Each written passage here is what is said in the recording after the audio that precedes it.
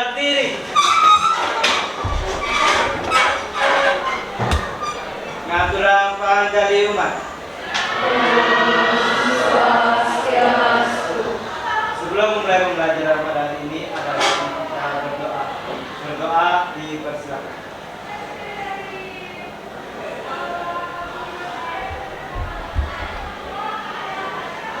Berdoa selesai. Kita absen.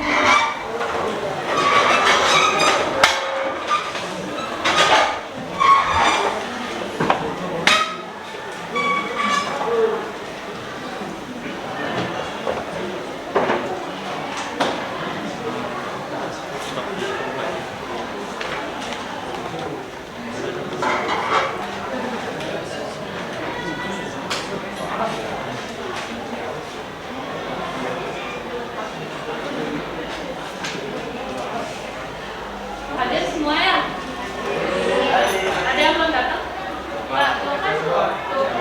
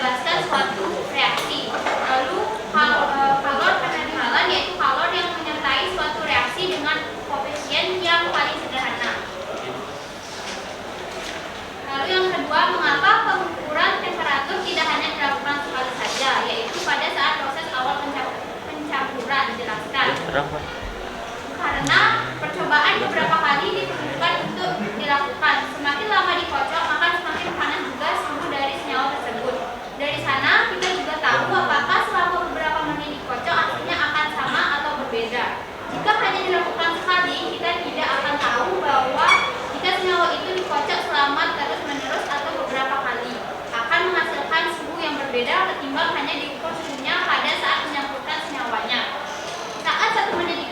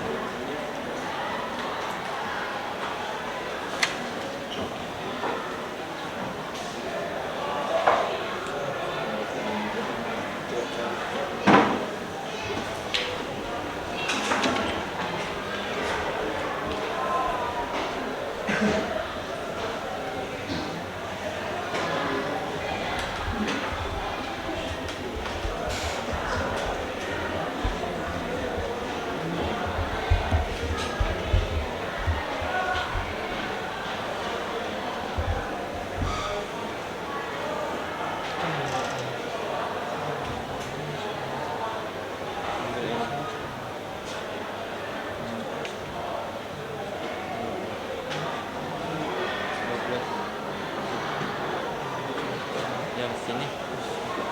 Iya. Ini dari mau ke sana sih.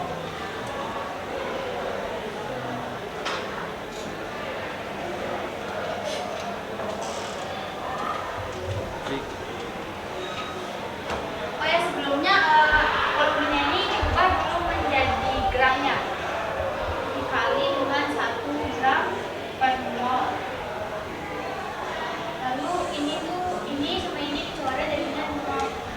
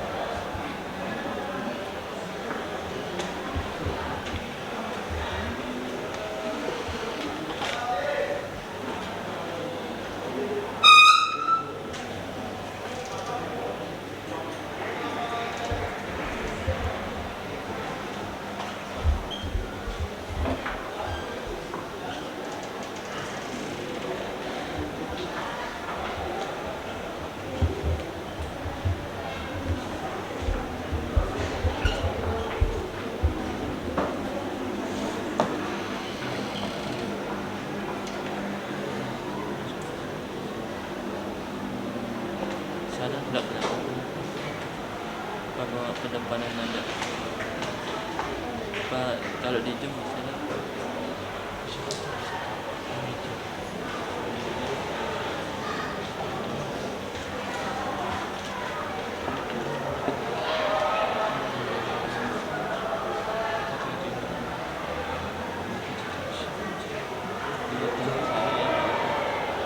di tengah, tapi tidak kelihatan di tengah.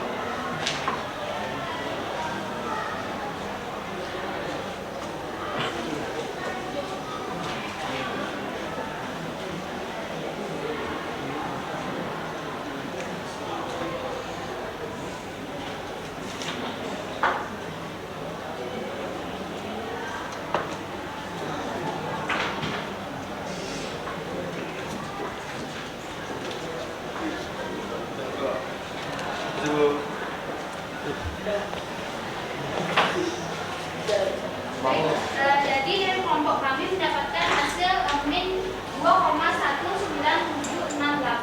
Jadi yang diketahui itu volumenya sama dengan 50. Lalu diubah menjadi gram dikali 1 gram per mol. Jadi molnya dicoret, 50 kali 1 itu 50 gram. Lalu dari awalnya yang kami dapatkan di kelompok kami itu bersuhu 27 derajat Celcius. Lalu untuk T2-nya atau suhu airnya itu adalah suhu akhir itu 36 derajat Celcius. Lalu massa jenisnya itu 1 gram per mol dan C-nya itu sama dengan 4,2 joule per gram derajat Celcius. Yang ditanyakan di sini adalah delta K. Sebelum itu kita hitung dulu ramutan reaksinya, di mana rumusnya itu adalah M kali C kali delta T. Tinggal masukin aja, lalu dicoret yang sama. Di sini ada gram, Celcius dan Celcius. Lalu 50 dikali 4,2 lalu dikali 9 derajat sama dengan 1850 joule. Lalu joule itu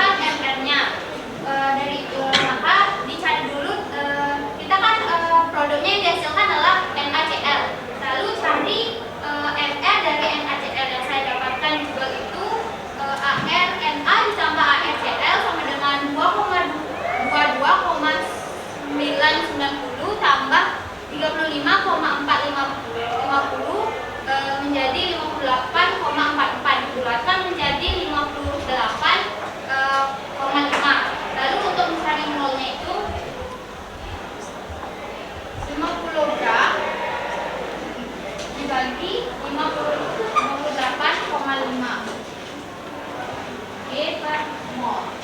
Lalu ini coret-coret menjadi 0,854 dibulatkan menjadi 0,86. Maka dari itu setelah diketahui ml dari NaCl-nya, tinggal masukkan saja mungkin dalam kurung 1,89 Kj per 0,86 mol. Hasilnya segini. Lalu lanjut ke pertanyaan nomor 4. Buatlah persamaan termokimia dari proses reaksi penetralan yang Anda lakukan. Ini boleh dihapus nggak?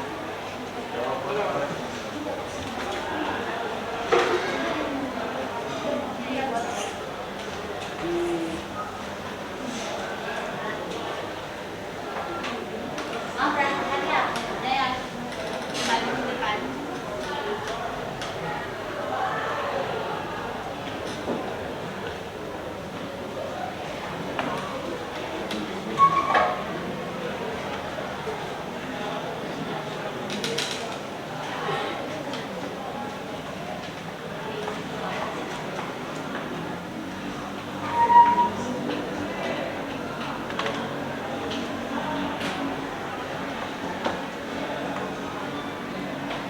Jadi yang nomor 4 itu jawabannya NaOH dalam wujud aqueous ditambah HCl dalam wujud aqueous menjadi produknya NaCl aqueous ditambah H2O. Kita lanjut ke kesimpulan. Kocok di kalorimetri per menit akan mengalami perubahan suhu panas seharusnya jika pada umumnya. Jika tidak mengalami kenaikan suhu, mungkin yang pengukur suhunya yang bermasalah. Sekian dari presentasi kelompok kami. Apakah ada yang ditanyakan? Apakah ada yang bertanya kelompok lain? Boleh, mau menambahkan? Dimas? Pertanyaan nomor 2. Baik, terima kasih atas kesempatan yang telah diberikan pada kelompok kami. Saya selaku perwakilan dari kelompok 1 ingin menambahkan atau ingin memberikan jawaban dari kelompok kami terkait pertanyaan di nomor 2. Di mana pertanyaan nomor 2 yaitu mengapa pengukuran temperatur tidak hanya dilakukan sekali saja, yaitu pada saat proses awal pencampuran. Jelaskan. Nah, di sini kelompok kami mendapatkan jawaban yaitu karena jika kita tidak mengecek temperaturnya beberapa kali, kita tidak akan dapat mengetahui perbedaan atau kenaikan suhu di setiap menitnya. Setelah reaksinya itu dikocok. Dan juga karena dengan melakukan itu kita dapat menentukan rata-rata suhu dan suhu akhir yang nantinya akan dibutuhkan untuk menghitung perubahan entalpinya. Dan juga untuk mengetahui jenis reaksinya, apakah reaksinya itu menyerap atau melepaskan energi. Dimana jika melepaskan itu termasuk jenis reaksi eksoterm, sedangkan menyerap itu termasuk reaksi endoterm. Baik, terima kasih. Itu tanggapan dari kelompok kami untuk jawaban di nomor 2.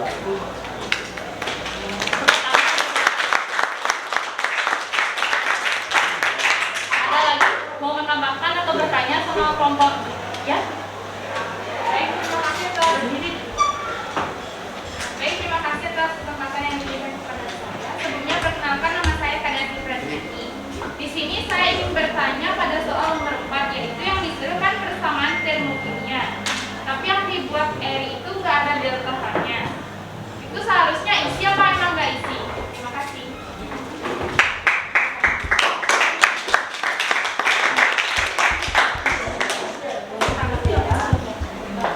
Baik, terima kasih atas pertanyaannya. Saya tanggapi, kan di sana cuma disuruh membuat persamaan termokimia dari proses penetralan yang Anda lakukan. Waktu itu kita kan hanya menggunakan NaOH dan HCl dan menjadi produknya NaCl.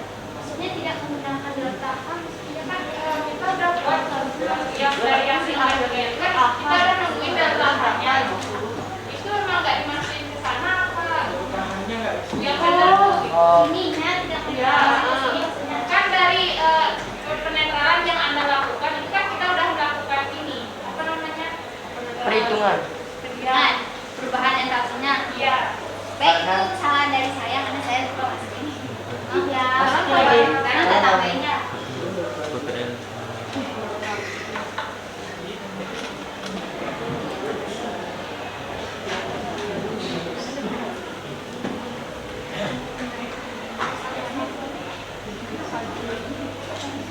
Itu juga nggak itu. Per mol, haji per mol.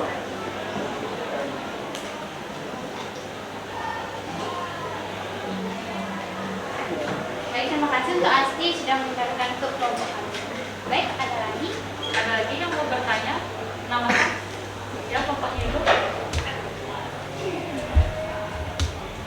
Yang rumus delta H itu kan inti reaksi sama dengan MR. Yang benar tuh MR atau per mol? Boleh ditanggapi? Baik, terima kasih atas pertanyaannya Ilo. Jadi yang saya pelajari dan ada di catatan saya itu yang benarnya itu delta. Menurut saya, delta H itu ada rumusnya min Q reaksi per MR. Baik, apakah yang lain setuju? Tidak. Dengan tanggapan Tidak. 4? Enggak. Kenapa enggak? Ya, dulu dah dulu karena dia yang bertanya. Soalnya dari catatan yang ibu yang kasih juga kalau delta H itu jadinya min Q reaksi sama dengan mol. Makanya pas waktu selesai dijabarin rumusnya tuh di bawahnya tuh mol per mol kan. Artinya sudah.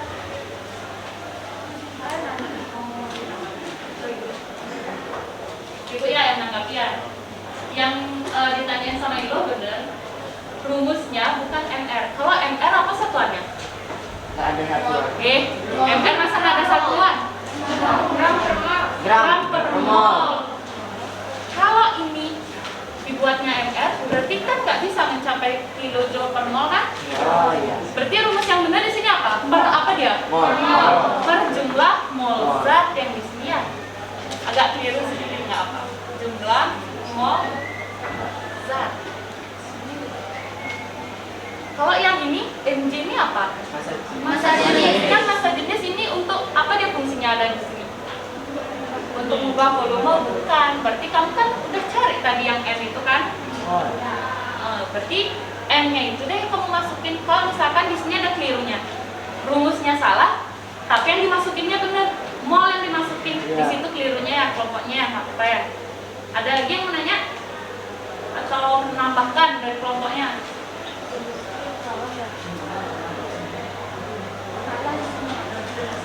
Salah di rumusnya jumlah mol zat, tapi di yang dimasukin benar dia mol. Itu benar. Ada lagi yang mau bertanya? Nggak? Untuk Menambahkan? mau bertanya? mau gini, untuk kesimpulannya boleh bisa diulang tadi kurang jelas. Baik, kesimpulan dari kelompok kami, saat sebelum NaOH dicampurkan dengan HCl, masing-masing sudah memiliki suhu awal. Dan setelah dicampurkan di kalorimetri juga memiliki suhu karena NaOH dan HCl bereaksi. Lalu setelah dikocok di kalorimetri per menit akan mengalami perubahan suhu panas seharusnya jika pada umumnya.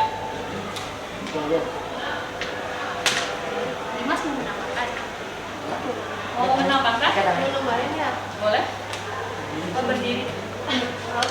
kalau suaranya kurang jelas, perkenalkan nama saya Universitas Media, absen 23, perwakilan dari kelompok 1. Saya mau nambahin tentang kesimpulannya. Berdasarkan percobaan yang telah kelompok kami lakukan, dari reaksi antara larutan NaOH dan asam klorida terjadi dan HCl terjadi reaksi eksoterm, yaitu reaksi yang membebaskan kalor. Hal tersebut ditandai dengan adanya kenaikan suhu larutan dan didapatkan dari hasil dalam perhitungan entalpi H yang bernilai negatif. Kasih ya. Sudah, nggak ada lagi yang mau bertanya atau menambahkan? Cukup? Oke, terima kasih. Boleh siapa? Tepuk tangan dong.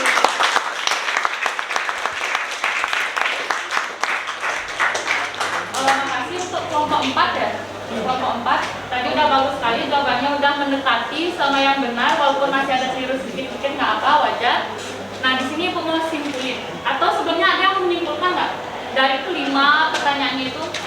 Kalau 5 ini yang ada di AKPD itu ada yang menyimpulkan? Enggak? Enggak ada.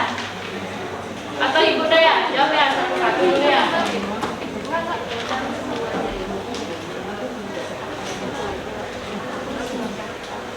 Nah, dari pertama Daya, apakah yang dimaksud dengan kalor reaksi dan kalor penetralan? Sebenarnya mirip sama kayak jawaban tadi kelompok 4. Kalau kalor reaksi itu kalor yang diperlukan atau dibebaskan pada suatu reaksi kimia. Intinya itu aja. Atau enggak kalau kalornya kalian mau jabarin boleh lagi. Kalau masih ingat nggak kalor itu apa? Kalornya aja nih. Panas aja. Yakin? Perpindahan panas atau perpindahan energi panas. Itu kalor. Itu boleh kalian jabarin atau kalor yang menyertai suatu reaksi kimia juga boleh singkatnya. Intinya itu. Kalau kalor penetralan berarti dia pada reaksi penetralan. Penetralan pada apa? Ya, senyawa apa? Penetralan senyawa apa? Ayo. Pada senyawa asam atau basa. Ya, itu kalau misalkan kalor penetralan. Di sana perbedaannya kalor reaksi sama kalor penetralan. Terus yang kedua, kenapa pengukuran temperatur itu tidak boleh sekali aja, di awal aja? Itu karena waktu kalian nyampurin atau waktu kalian mereaksikan NaOH sama HCl, kan pasti ada suatu reaksi kan? Pasti ada perubahan suhu. Nggak mungkin kalian di awal aja mengukurnya, orang selanjutnya dia pasti ada perubahan suhu karena dia bereaksi antara HCl sama NaOH. Terus pertanyaannya, kenapa dia kalian mengukur suhunya itu harus berulang kali? Maksudnya berkali-kali? Ada yang tahu? Supaya konstan, iya, tapi kenapa dia dicari supaya konstan? Agar tahu perbandingannya di setiap unit. Enggak. Hampir Tahu mendekati. ini akhirnya, suhu akhirnya. Bisa. Dimana suhu akhirnya itu diperlukan untuk menghitung Perubahan entalpinya. Boleh, bisa jadi, cuman lebih, kalau misalkan lebih tepatnya itu, karena kan dia ini bereaksi nih, pasti ada kenaikan suhu itu dia bertahap dia. Jadi benar katanya tadi suhu akhirnya itu kan biar konstan, maksudnya suhu akhir yang kalian akan capai. Kalian berkali-kali nih lihat per menitnya beda-beda suhunya. Kan nggak mungkin yang beda-beda suhunya itu suhu akhir kan, karena dia belum itu yang pastinya, belum itu yang konstannya. Makanya kalian berkali-kali sampai mencapai suhu yang konstan atau tetap. Misalkan 30, 31, terus 32, 33. Tapi yang terakhir udah mau dia konstan 35, 35, 35. Berarti yang suhu konstan atau suhu akhirnya yang berapa? 35. Berarti itu T1 atau T2? T2. Terus tadi, kalau misalkan dibilang yang Dimas kalau nggak salah bilang yang di nomor 2 itu untuk mengukur suhu rata-rata. Di situ sedikit keliru ya. Kalau suhu rata-rata, suhu awal rata-rata itu dilihat dari suhu awalnya apa yuk? Suhu awalnya kan enggak? Kan itu suhu rata-rata itu T1. Yang dilihat itu untuk ngitung apa? Itu tuh dari mana? Suhu rata-ratanya. Sebelum direaksikan kan? Berarti itu suhunya siapa? Suhunya dari masing-masing. Dari masing-masing.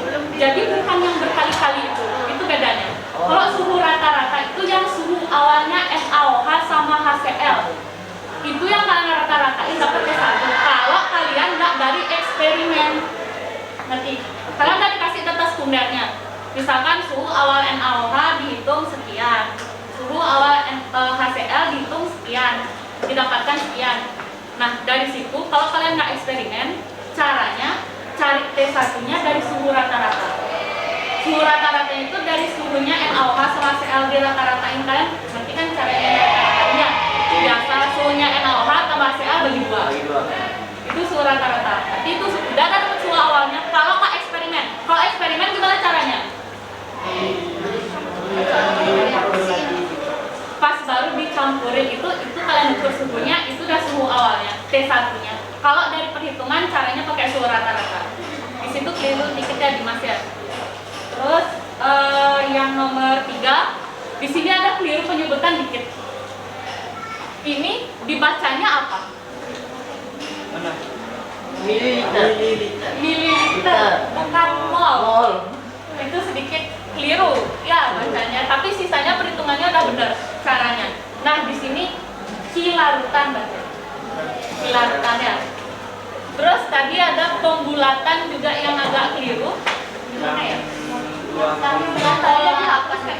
Yang 0,86 ini kan tadinya itu 0,854. Itu kalau dibulatkan jadi berapa? 0,85. Karena ini 4. Lebih kecil daripada 5. Iya, kalau misalkan 5 ke atas, baru dibulatkan ke atas. Ya, di situ sedikit aja kelirunya. Terus persamaan termokimia. Kalau misalkan, sebentar dulu, masih di rumah 3 dah. Kalian dapat suhu awalnya sama nggak sih? Enggak. Ada yang tahu nggak kenapa bisa beda? Padahal kan NaOH sama Cl-nya larutannya sama. Kalian ngambilnya juga dari wadah yang sama. Ada yang tahu nggak kenapa bisa beda? Yang T1-nya ini kan kamu dari suhu si NaOH sama Cl kan? Pengaruh lingkungan luar. Lingkungan luarnya apa? Suhu ruangannya kan pasti sama, maksudnya suhu yang di sini sama suhu temannya yang di sana kan sama. Kenapa? Oke.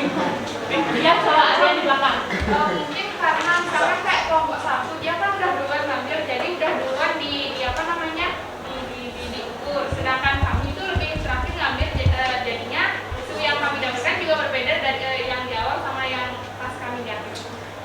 Kalau kayak gitu sekarang logikanya kayak gini. Kalian ambil air ya, air biasa nih. Air biasa di wadah yang sama. Terus kalian pindahin ke wadah yang lain. Kelompok ini ngambil pertama. Terus kelompok ini ngambil kedua. Terus sampai belakang. Air biasa nih, suhunya berubah nggak kalau kayak gitu? Enggak. Air biasa nih. Nggak. Kenapa nggak? Abas, kenapa nggak?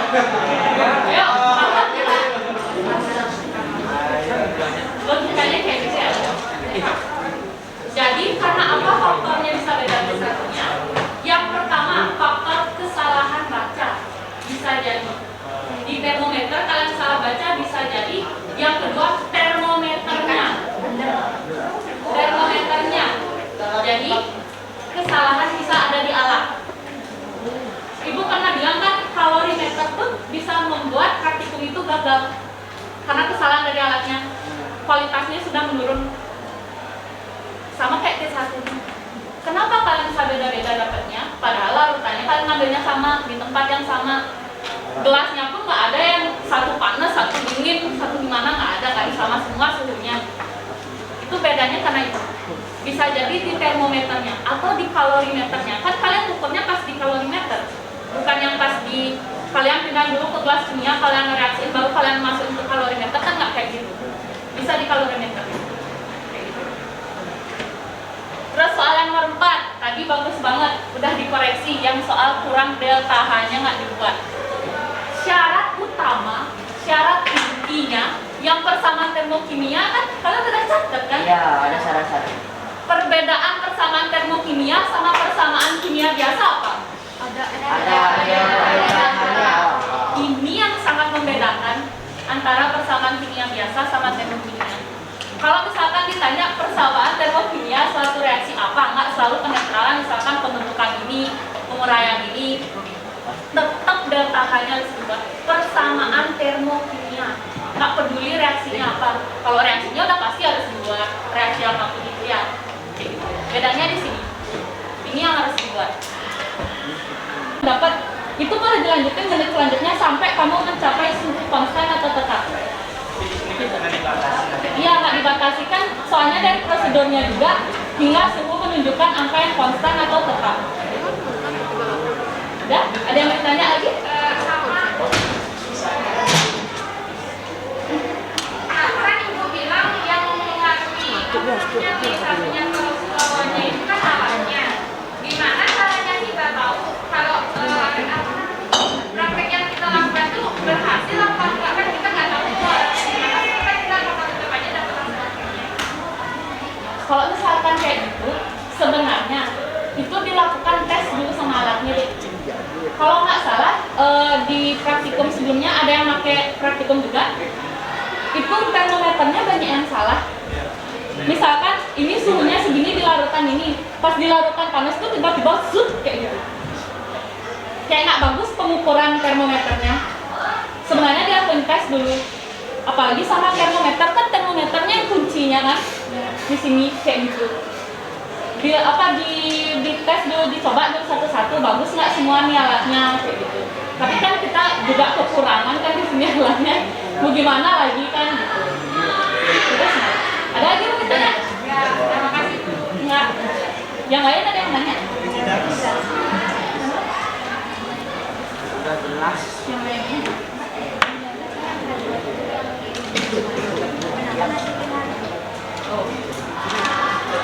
Sama gini ya, di persamaan ini ada NaOH, ada HCl, dia bereaksi menghasilkan NaCl sama H2O.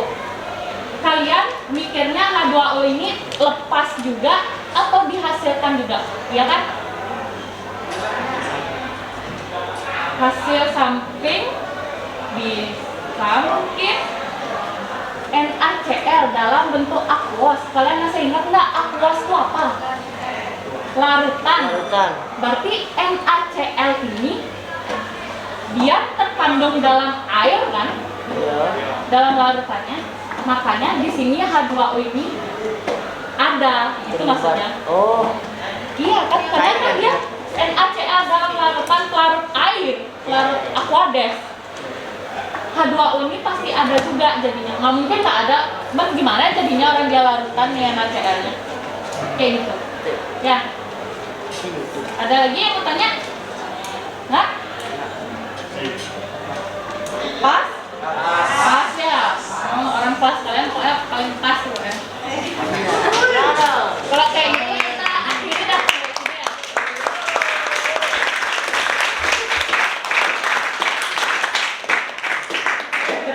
Berdiri. Adengin. Sebelum mengakhiri pembelajaran, ada baiknya kita berdoa. Berdoa dipersilakan.